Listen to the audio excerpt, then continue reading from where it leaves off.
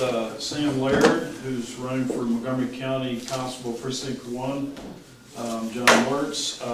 With me are Del Fessenden, Bob Bagley, and Ken Vaughn. I explained to Sam that what the ground rules were, and with that, I'll let you go ahead and open up with your 5 minutes. 5 minutes. Sam Laird, running for Precinct 1 Constable, Montgomery County. Background is, got 10 years in the Corps, Marine Corps. Did combat tours in Iraq. Did Marine Corps Security Force when I first joined in, and did a tour in Cuba with the Guard and the base against the communist Cuba. And with that, brought in, they established Camp X-Ray, where they were bringing all the Al-Qaeda prisoners. Joined DPS in 2006. I left 2005, active duty, went to the reserves, and in 2006 I joined DPS, Texas Highway Patrol. That's when I got sent to this county. Did 7 years there. Left to work for an international oil and gas company as they're managing their security details, and that's where I've been here lately. In 2010, I got out of the Marine Corps. 2010, I joined and did 2 years Army Reserve with the Criminal Investigation Division of the Army. And now here I am running for Precinct 1 Constable. Looking for y'all's endorsement. Okay. I think the timer ran out on the timer. Oh, that's fine. The light ran. Okay. All right, sounds good. Well, thanks very much. Appreciate it, Sam. Is Sam okay? Yes, sir. Yes, sir. Sam's fine. That's And how long were you Marine Corps? from 2000 to 2010. Okay. That's active and reserve. Yes, sir. Got out as a staff sergeant, E6. Oh, okay. What well company? It's a supply company, Tradequip. Tradequip. Okay, gotcha. Okay,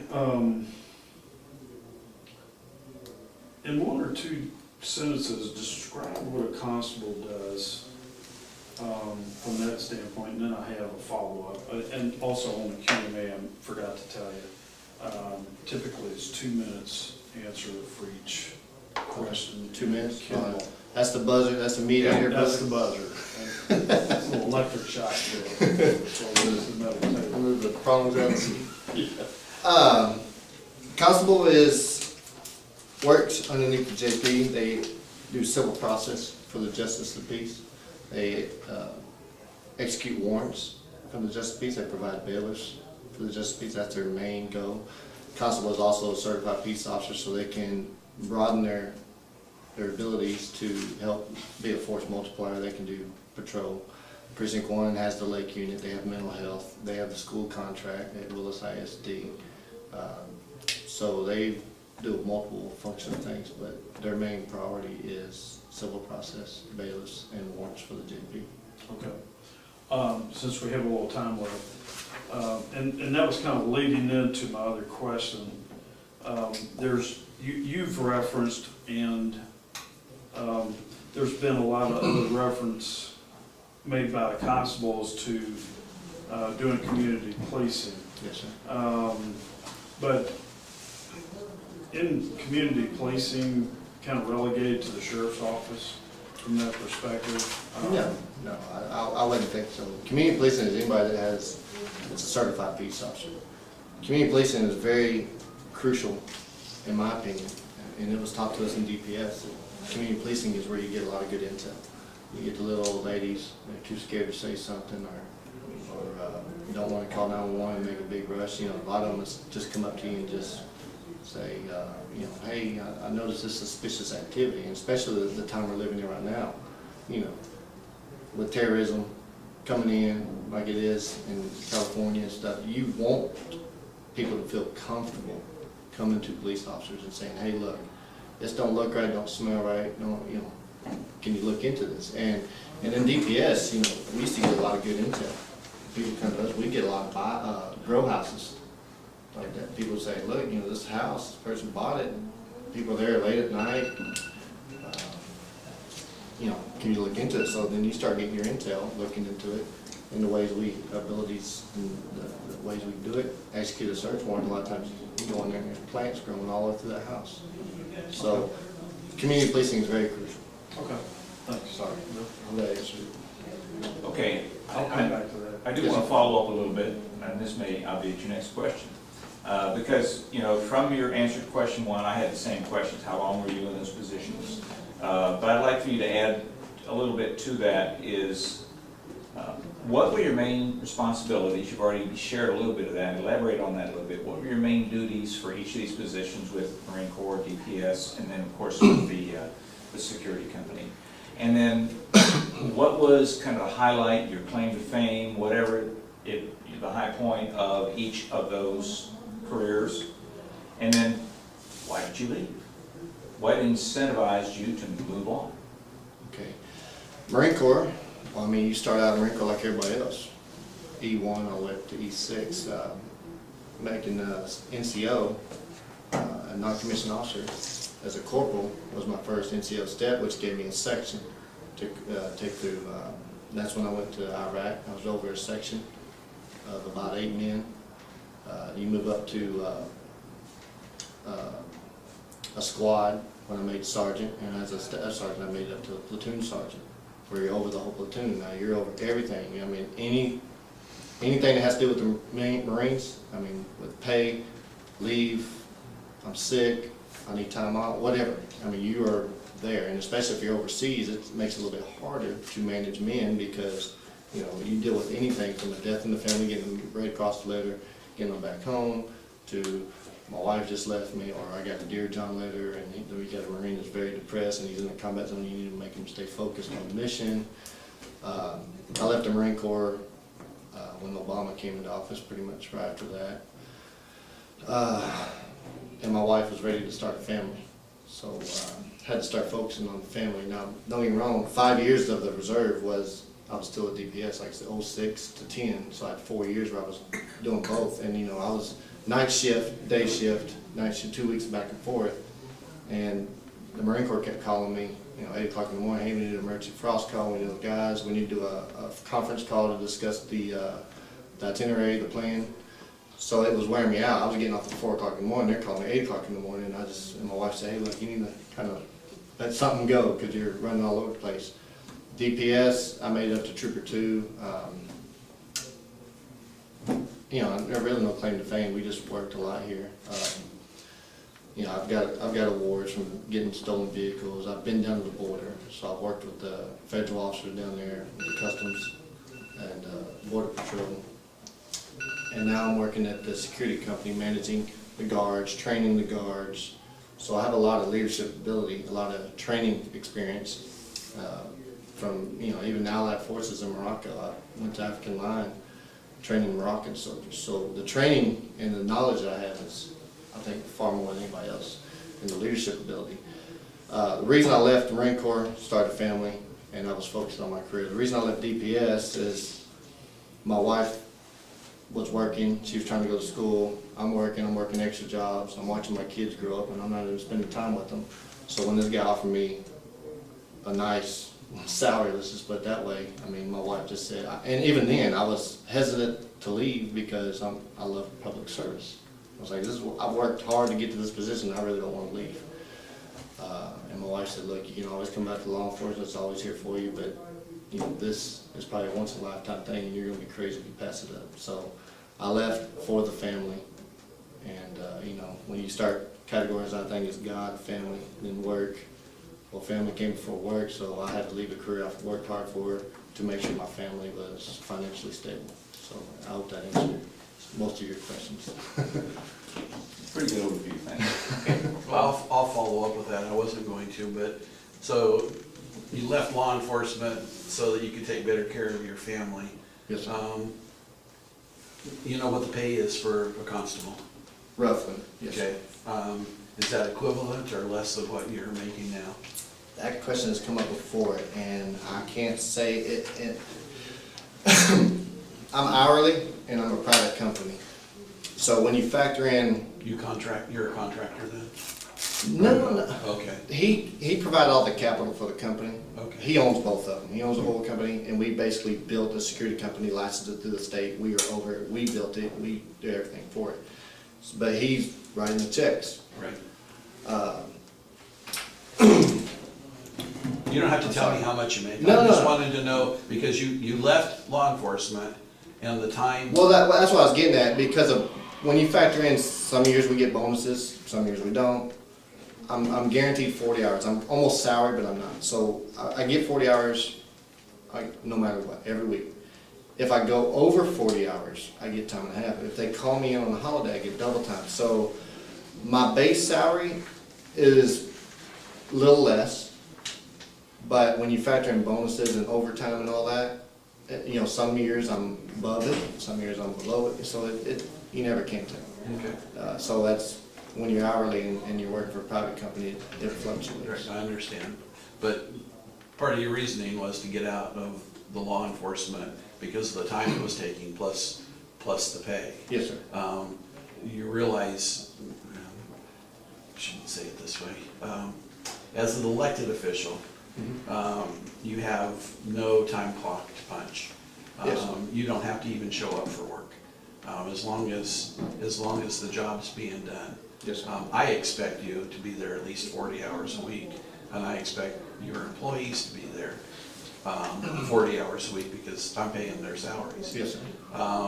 So do you envision yourself working a full-time as the constable, or are you going to be doing like you did with DPS and taking side jobs and No. spending the time away from your family? Because there we go, back again to that question why you left law Yes. enforcement. Good question. No, I will not be working extra jobs. No, I don't feel I need to work extra jobs. I've been at this company for 3 years. I have got my finances under control, paying my wife's student loans off. I've paid off a lot of student loan debt, other debt from lower salaries. I could actually probably come back to a regular trooper pay and not have to work an extra job. So, no, I will not be working extra jobs. On the fact of me coming in and clocking in and stuff, I expect the constable's office to, you know, the days of 8 to 5, Monday through Friday, working in the courts are kind of gone. They need to be a law enforcement group 365 days a week, 24/7. Somebody needs to be on duty. But if it was, let's say, an 8 to 5 job, you know, in the Marine Corps, when I was platoon sergeant, it was you're up before everybody else and you go to home and go to bed when everybody else is, when you make sure all your guys are secure. And that's, I will implement that into the job. I expect I should be out there with my guys so they know that I'm out there working with them. That's the best way to lead them. If you go out there with your guys and get dirty with them and work with them, they'll follow you to heck and back and do anything for you. And that's the difference between being a supervisor and a leader. I want to be a leader. I mean, I will be their supervisor, but my whole deal is about leading them into what they need to be doing, showing them, getting dirty with them. I never ask anybody. You can go, if you can ever find a bunch of my Marine buddies, I've never asked them to do anything that I haven't done or willing to do. You know, so that's, you know, that answers your question. I expect to be there before everybody else. You should open up, you know, kind of like the old days. You turn the keys, open up your business, and it's open, and then whenever everybody leaves, you close it up. Right. I mean, I like to work. That's part of my drive is working hard. I mean, when I left DPS, I had almost 1,000 hours of sick time because I never took sick time. I just, I'm all right. You know, I'd come to work sick. I'd call in, hey, there's only one guy out. Well, I'm not gonna leave him out by himself. So I come out. I might have a headache or be sick, but I stand there and help them do coverage as best I can, just because I don't believe in being lazy and not working. All right. A little while ago, there was a video released on the net of a police officer in a school who, there was a conflict with a student who was not responding to the teacher, the principal. They brought in a police officer who ended up basically picking up her, not even out of her desk because the way the desk was assigned, and flipped the desk over and everything. So I want to ask you if that was right or not, whether the police officer was within his rights But clearly it was not the ideal situation. How could he have perceived better? You know, there's so many different ways to answer that, and I never like Monday night quarterbacking anybody. If you're not complying with the officer's orders and you're resisting, then you get what you get. Now, you're dealing with a kid, but, you know, how old was she? There's so many factors. I'm not sitting there saying you could, I mean, he could have easily tased her and been completely justified. So, answering that question, he could have had the whole class leave her in there by herself, get another officer there, or an administrator, because administrators are allowed to put their hands on students now. I know this because my brother's a principal, and got her where she needed to go. That way you'd have took away the cameras, you'd have had another witness there, the teacher could have stayed there, administrator was there, and you were there, and you could have got her and moved her. I won't criticize him for doing what he did, because I think he was completely justified according to the film, and that brings to another point that, you know, I'm sick and tired of these officers getting scrutinized on TV. You know, if I was a constable and I was his boss, I would tell the news crew, I think he's completely justified. He's not getting any administrative pay. You know, if she would comply with his orders, that wouldn't have happened. You know, and you look at any case what across the board, Michael Brown, any of these, if they'd have just done what the cop said, they would still be alive, or they wouldn't be hurt, or anything. That's even in cases where the cop was wrong when he shot him. But, you know, after he chased him down the road and whatever, and supposedly took his taser, and he got shot and he got killed. Let's back it up before that. What was the main contributing factor? You didn't comply with the officer.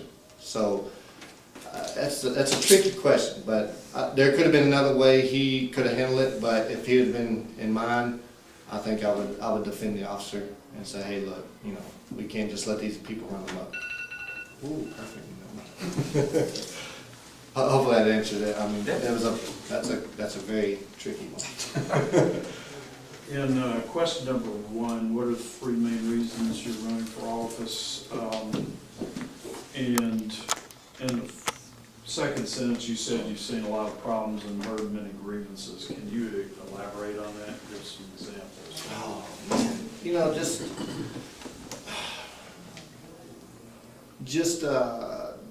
anything on just not getting the proper, man, you're already gonna put me on the spot on that one. Just where, you know, they asking, somebody, an officer or something might be asking for something and not getting it, just having a major conflict with a supervisor or man, put me on the spot for an example is really tough.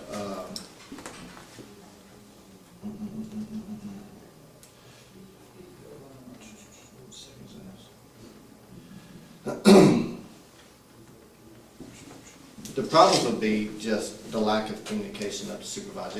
Even as me as a trooper, you know, you start getting these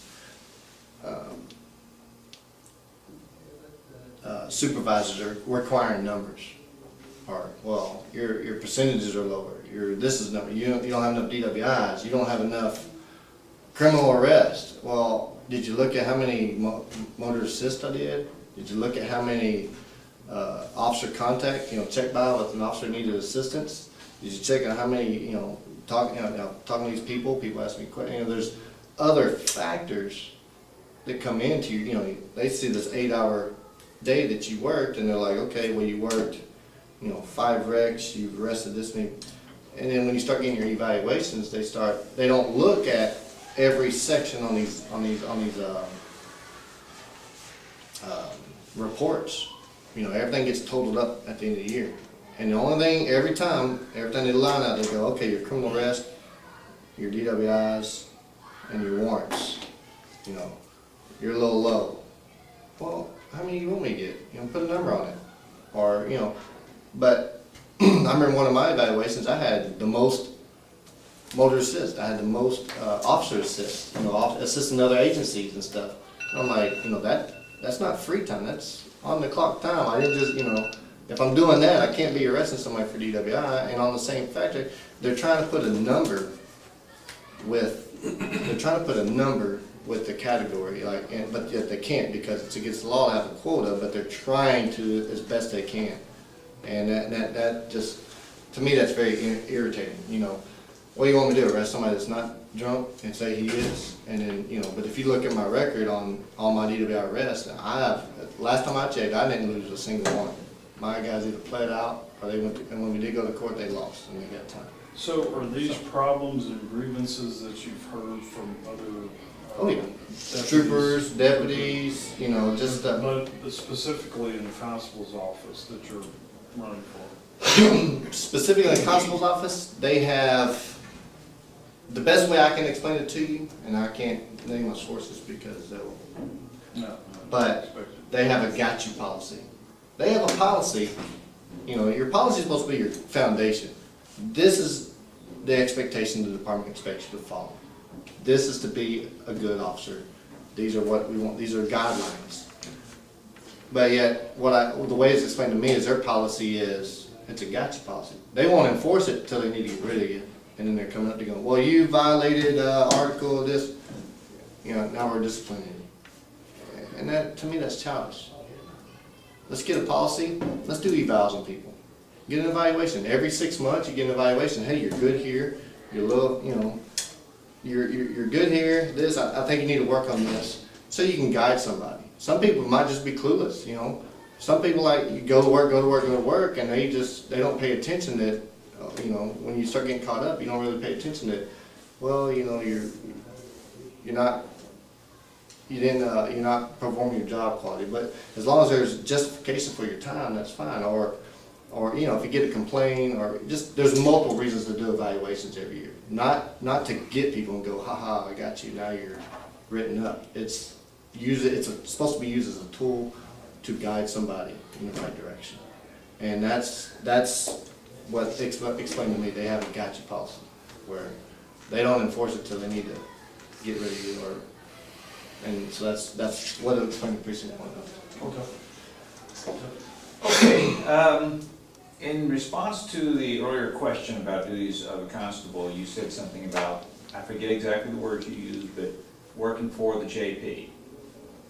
A director, yes, sir. So if the JP says, I want you to shift officers from this responsibility to this, or how much direction, what form does the direction from the JP take? None. Follow up to that, but go ahead. None. I don't. He's not. I mean, you're the constable. You're the supervisor. This is your department. Now you have duties that you have to do the civil process. You are the person that goes out there, and whenever somebody files a civil suit or whatever it is, it comes to your office. You pick them up from the court, and you have to serve them. I mean, you have to do that. But as a factor that he's above you and directs your. He directs your deputies. No, that's not. Okay, so that leads into my second part of my question is who then can give you specific direction? And I'll refer to something here as kind of background. This is from a October 26th press release from Governor Abbott's office in response to a Dallas County sheriff who basically was following sanctuary city policies. Mm-hmm. And Governor Abbott says, sanctuary city policies like those promoted by your recent decision to implement your own case-by-case immigrant detention plan will no longer be tolerated in Texas. Okay. So one would envision that sheriff directly reports to Governor Abbott. Is that the case? How do you, as a constable? As a constable, you are elected by the people, so you are responsible to your citizens of the county, of your precinct. So you work for them. In all actuality, I mean, let's face it, you're voted by the people. Your power comes from the people. Your authority as an officer comes from TCLO, as a certified peace officer. Your authority from beyond that comes from Section 518, which specifically lays out the duties of the constable and how they get their authority on the Texas Constitution. So that backs you up. The governor... Did he overstep his bounds in that statement? Yes. I would say so. Okay. I mean, if he's trying to enforce, tell the sheriff what to do. The sheriff can say, he can either use it as constructive, or, he can, it's up to, it'd be up to the sheriff. It'd be no different than President Obama saying you're gonna do this, I don't think. Is Obama above him? No. The Constitution is what we abide to. Nobody's above it. So, if the Constitution says that we can do it, then, and I'm following within my guidelines, then who cares what anybody else says? I'm responsible to the people of the precinct. That's it. Sorry. Okay. One time again, I'm sorry. So, going back to the times, we have 5 constables' offices. We have 2 that have a large crew. We have 3 that don't have as many Yes, sir. personnel. Do you know how many personnel you have? Are there in that office? Oh, I think the number that was told to me was about 30 deputies in precinct 1. Okay. And that's with your sergeants and stuff too. We have a problem within in law enforcement, and you brought it up earlier with second jobs. We have a number of deputies. I'm not stating which constable's office or whatever, but they're double dipping. They're doing their second duties while they're still getting paid by the citizens, by the taxpayers. Are you going to be looking after that and making sure that that's audited and the people are being serviced like they're supposed to be? Well, most definitely. When they're on the tax dollar time, they're doing work for the citizens. What they do when they check off duty is none of my business, but part of the policy will be that you have to have 6 hours of sleep, at minimum 6 hours of sleep before. So I don't care what you do when you get out. Say if you punch out at 5, from 5 to say 11, I don't care what you do. But you better have a full night's rest, a minimum of 6 hours before you show back up on duty. And I think there needs to be a form filled out that can be checked and audited. And it's very easy to check, because if you're getting, whatever you're getting, a 1099, or if you're working for an extra job that's actually paying you and taking out taxes, there's gonna be some sort of timesheet that you fill out that you have to turn into your boss, and I'll file open records and say, hey, I want to subpoena these and make sure my guys are following my guidelines, that, you have to have 6 hours of sleep to come back, because to me, if not, that's just, you're messing over the public, because you're showing up for work, and it's dangerous for one, because you're in a county ride, and you might be fatigued, you're not gonna be up to your performing duties, and for the fact, DPS has the same exact policy, and they will check it. You have on your time sheet, which we call it weekly, your hours here, and on the back it has if you're working an extra job. First you have to get approved for it, because you're going to be representing that department, and you have to get approved for it. Then you have to have a time sheet and put on there what hours you're working. Every once in a while they'd come through, lieutenant come through and pull records from one of our extra jobs and see and make sure I was off and only getting paid for what I was working for, and he'd double check with the weekly and make sure it's legit. So yes, I think it's very, if they want to work extra jobs, that's fine, but they're going to get their rest too, and provide good coverage for the precinct. It was 2-part. All right, so Constable 1, or Precinct 1, is responsible for the lake. And there's also drones that we have in the county. Is it appropriate to use drones to help police the lake? If you can fly them correctly and not crash them. Oh, goodness. That's... Drones have their abilities. I was looking at today, they have a neat little drone that comes out that has an IR camera on it. So, it would work good if you had pop one. If somebody has one that we can get on scene quick, pop that out of the trunk and send it up with the IR, or get above the tree line and look for the thermal heat and track the guy down without having to get the helicopter pumping up, burning up all that fuel. let's get this battery operated drone and look for them, or, you know, wait for dogs. So drones can have their purpose as long as you don't abuse it. I guess anything has a purpose as long as you don't abuse it. The problem is the people that will abuse it and exceed their authority. So the lake, it's a lake, it's huge. Why would you need it out there? I mean, just patrol. I mean, you can get from the dam to the 1097 bridge in a matter of minutes with them 4-stroke engines they have on the boats. So drones on the lake, I mean, if they need them, maybe. It would be useful if it's dark and they've got a capsized boat and it's kind of hard to see because the green and red, the marker lights are upside down and the sticks in the water. It'd be good to get the drone up or have some sort of radar or something on the boat where you can see it so you don't cause more damage. Hit somebody that's trying to ask for help and you run right over them. So I think they can have a use. I don't think they have them on the lake right now. And I don't think I know the county has one, they keep crashing. But, you know, that's another issue. Right. All righty, let's see, we are 25 minutes into Q&A there, so we've got 15, I'm in no hurry, this is on y'all's clock. 15, 20 minutes. I was 2 hours with the Texas Patriot Pack, and we're like, oh, we've been here 2 hours, let's go. We had to cut it short. So.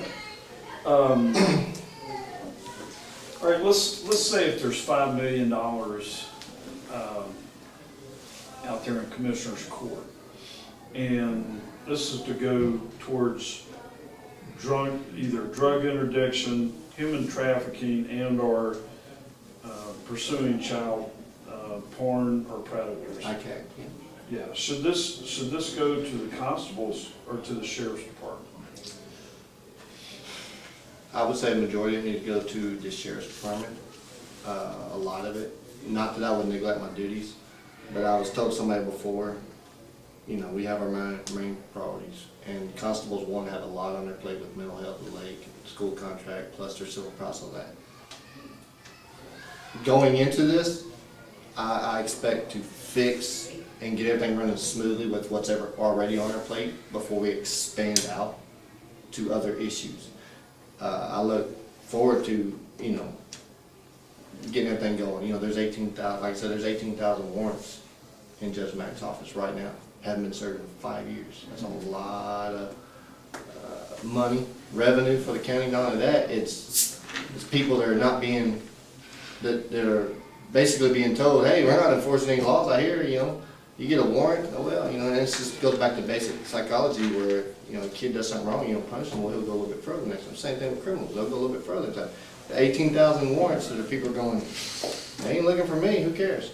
So once the problems are fixed, let's open up that umbrella and become a force multiplier with all the other constables and the sheriffs, and we get a good, and the PDs, we can get a good blanket.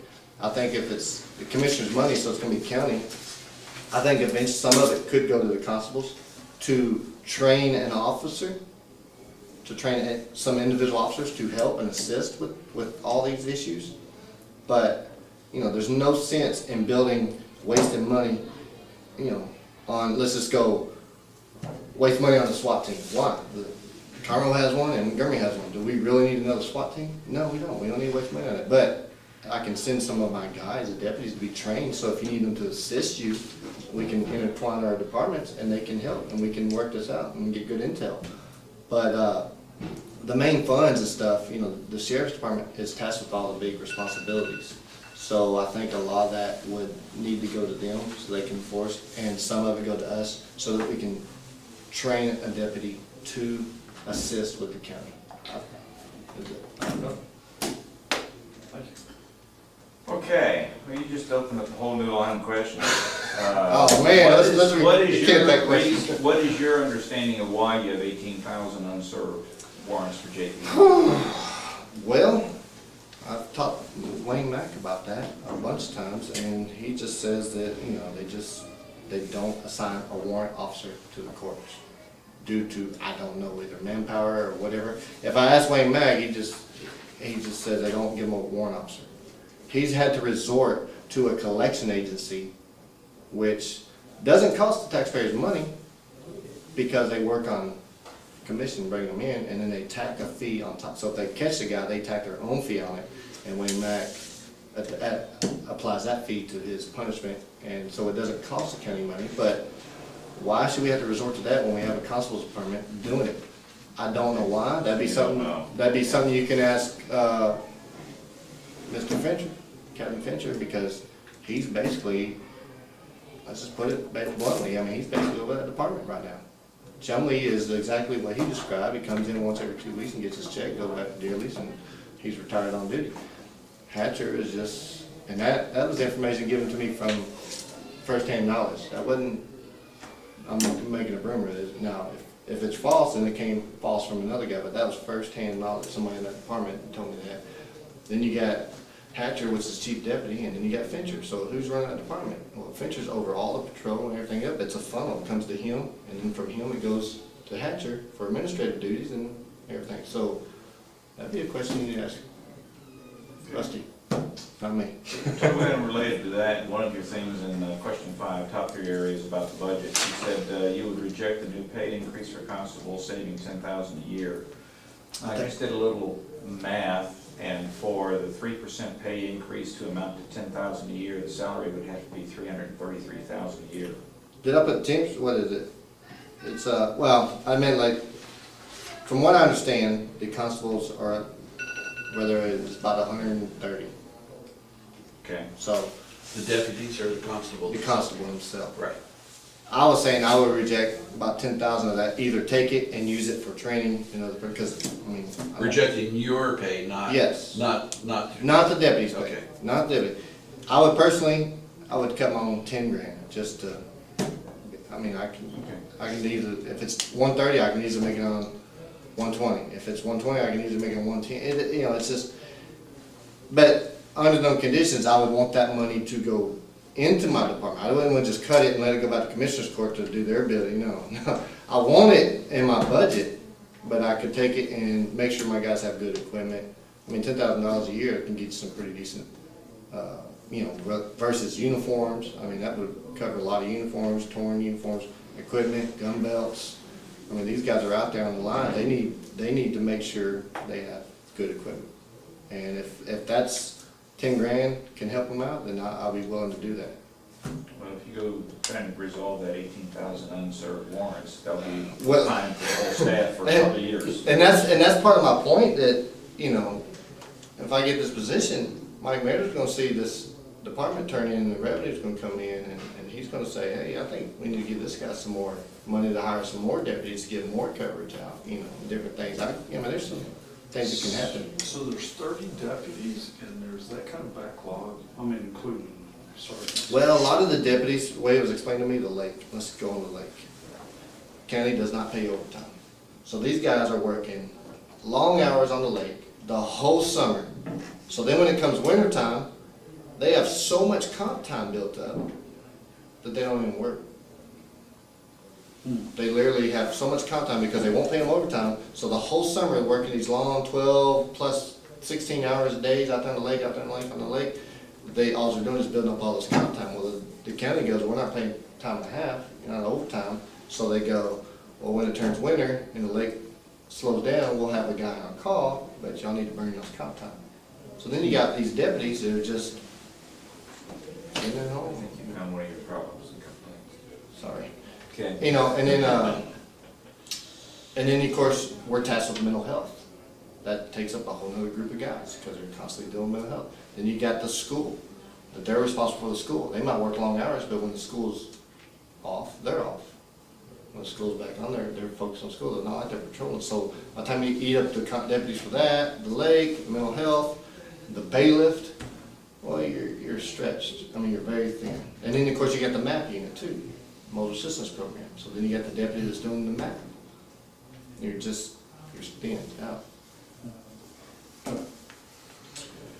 Commissioners recently made a change for transportation where the constable deputies were providing their own vehicles, and now it's going to be county providing them. Each each one of the deputies was given so much money to take care of their vehicles, their gas and everything, anything and everything needed to be done to their vehicle. Now it's gonna be the responsibility of the county, which is gonna come out of your budget instead of the way that it was, and I think it's gonna be more expensive than what it was. It could, if you get deputies using the gas privilege. You know, a lot of it depends on the oil. I'm sorry, I didn't hear you. Go ahead. Yeah, but now you're coming back to a service thing for each one of your vehicles, where that you've got to have somebody that's responsible for it instead of the individual, making sure it's logged in and everything else. Have you thought any about it, or have you looked into it? Is it a good thing? Is it a bad thing?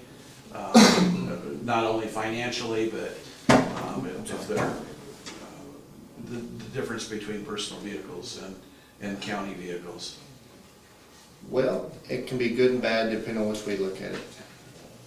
Okay, if I'm given $1,000 a month, which is out to take care of my vehicle. That's gas, insurance, maintenance, blah, blah, blah. Well, I in turn, if I'm a deputy, will go, I want to make some profit off this. So I'll go and try to get it, I might lack on my maintenance on my car. I might not drive and turn my car off and just sit somewhere in a parking lot, because that's part of my budget too, is the gas. You know, you got other aspects. Then you can look at it as a county, where we're controlling over it, and you can have a car, you know, DPS has been doing it for years. We got a car book, we got a log, and you have to log in your miles every day. I mean, where you drove. And then it automatically calculates, hey, you need an oil change, you need this. You know, you can look into contracts with loop centers.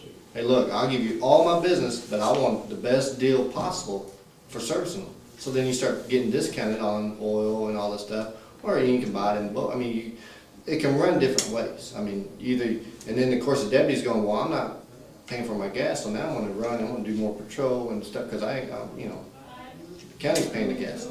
That's why I said you can get out of control with the gas on that. But I think it'd be better for the county to be responsible for the vehicles. That way you have a lot more control over them, and the mileage and the maintenance and stuff, because right now they have their own vehicles and they use them on extra jobs and they do all this stuff with them, and you know, you can wear them out over, you know. And then not only that, but if some guy misappropriates his budget and all of a sudden something breaks and he can't afford to fix it, well, now you got a down car, and what are you going to do to him? You better get it fixed. We gave you a car budget. Well, I'm broke, you know. So being that the county's involved and taking over the cars, I think that's a better thing, because we can keep better eyes on our vehicles and make sure they're properly maintained and running for duty.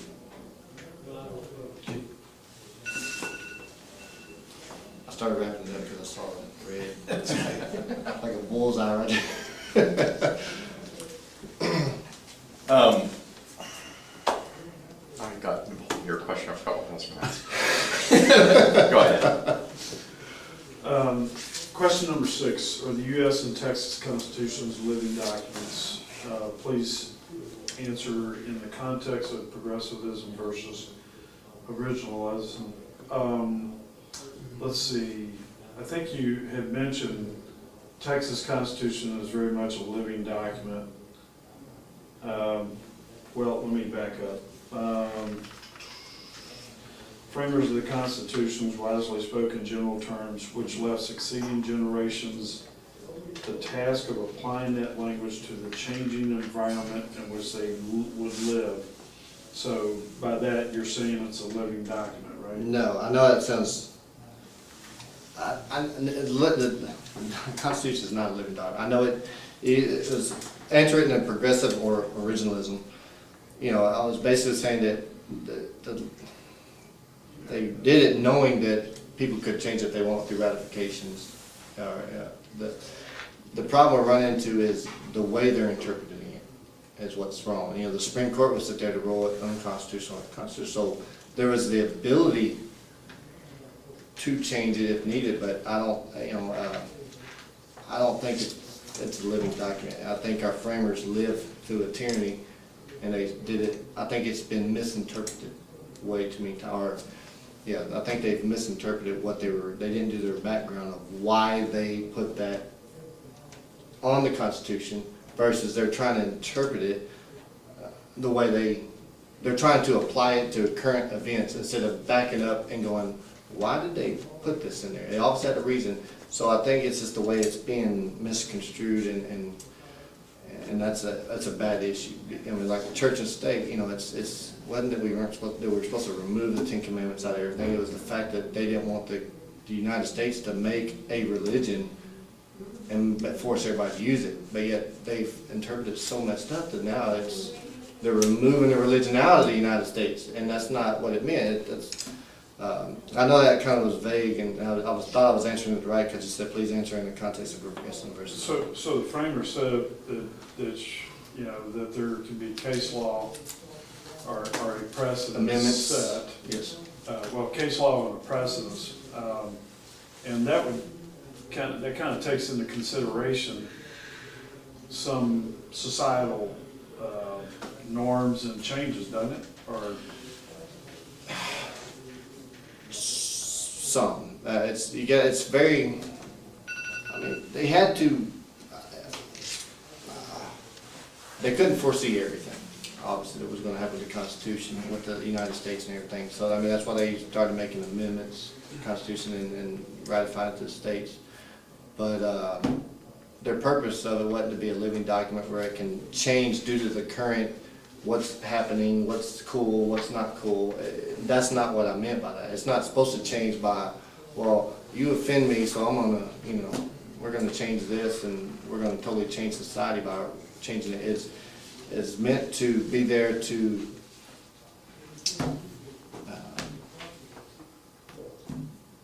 protect us from the government, I guess is the best way to put it. It was meant there to prevent our government from becoming a dictatorship or socialist, and that's that was a kind of a confusing question in a weird way. But no, it's not a living document. I know it looked kind of funny when I typed that up. But no, I don't believe it's a living document. I just mean it's a very complex document. Sorry. what is that? Did you think of your question? Actually, that was it, but I'll follow up on that. Okay. Yep. So, We have about 5 minutes. okay, so,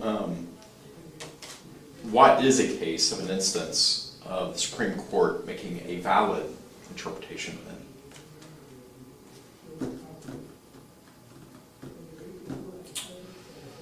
Oh, good Lord. Well, the civil rights, the coming up to the fact that, you know, I don't know. I don't think they've ever. I was thinking, have they ever done a good one? They've done it since we've been alive. Good ones, isn't it? Oh, man, he trying to get my history, he was, Actually, they did Texas cheerleaders. what's that? That's right. Texas cheerleaders. Yeah. Well, that was a state, one though. I thought that It went went to to, the US. it went to the US. Did it go to the U.S.? That was the religion, freedom of religion there. I know the state changed it and passed a law that they could freely assemble if they wanted to. You know,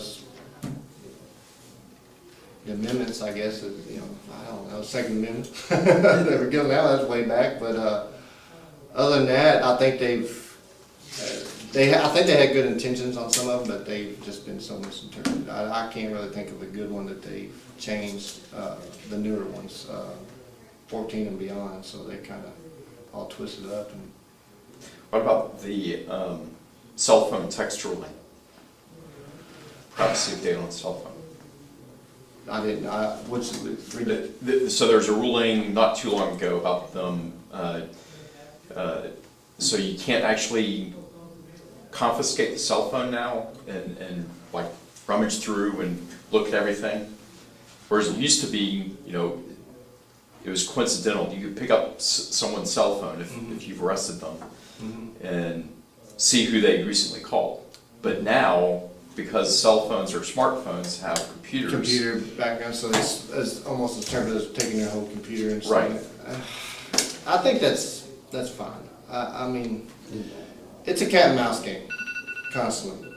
And if you're gonna do this job, you have to be able to do your job right and with the law, because there's no sense in violating someone's civil rights and getting it thrown out of court, and now you just educated a criminal on how to be better at beating us. So do everything, don't try to escape, don't try to, you know, falsify your documents or do it, just, I had one on my mind when you sidetracked me with a cell phone now. But, yeah, you got me on that one. I had one on my mind just a minute ago, and then you threw out the cell phone, but you're basically saying that we can't take these without getting a search warrant now? Right. To look through them? I mean, it's locked. I mean, obviously you put a lock code on it, so you don't want people to, it's not openly. I can see both sides of it, I really Yeah. can, being a law enforcement and being, you know, being a citizen. I wouldn't want somebody, I might have some information on there and that people don't need to rummage through, that has nothing to do with the reason I was arrested, you know. Right. You know, so I can see that, I really, so I don't disagree with that too much. Okay, since we're running a little bit behind, we got the next one at 8, why don't we go ahead and wrap it up? If you wanna take up to 5 minutes on your closing, and then we'll go offline on the camera.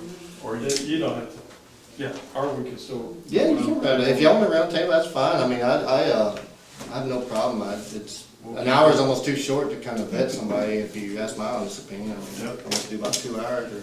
Power one, you pass That's this. one of the reasons we have the questionnaire though, and Yeah. the detail that he has. That was a good question there. You made me think on that one. So, Okay, what should be a fairly easy one, you said that in your answer to question 10 about how's the average voter to determine which candidate's best, you said, my family and I are very involved with Decker Prairie Church and serving my fellow law enforcement officers and Marines in many civic organizations throughout our community. Can you give us an example, what civic organizations are you active in? I've been currently involved with the Marine Corps League. I've helped out with Toys for Tots. That's mainly the Marine Corps Reserves. You know, anything that has to do with church functions, either a food drive or anything like that. A lot of my time is here lately, since I've been taking on this management of the security team, has been very occupied with, you know, when I first started building it and getting it kind of situated, and then constantly training, because every 2 years we have guards. Their license only good for 2 years, so then we have to train them, send them to training, and so there's a lot of, you know, and when you're dealing with the executives of old companies, these people, they stay out late trying to close deals on contracts, so there might be times I get home at 4 o'clock in the morning, so I've missed out here lately on a lot of my responsibilities or participation. I've done, which was kind of weird, I kind of had a bad experience on some of them, but the Habitat for Habitation, I've been out there and helped build houses and laid saw and all day, you know, out there with them. But a lot of it just, the easiest way to do it is just kind of run it through the church, because the church has already vetted it. It's pretty much a good organization to be associated with, so that's kind of what I base mine off of now. Okay. I was out there laying sod and I had some guy come out there and yelling at the volunteers, dropping because he didn't get the grass in his backyard, and I was like, really, you just got a freaking interest-free house, but whatever. I was like, wow, okay.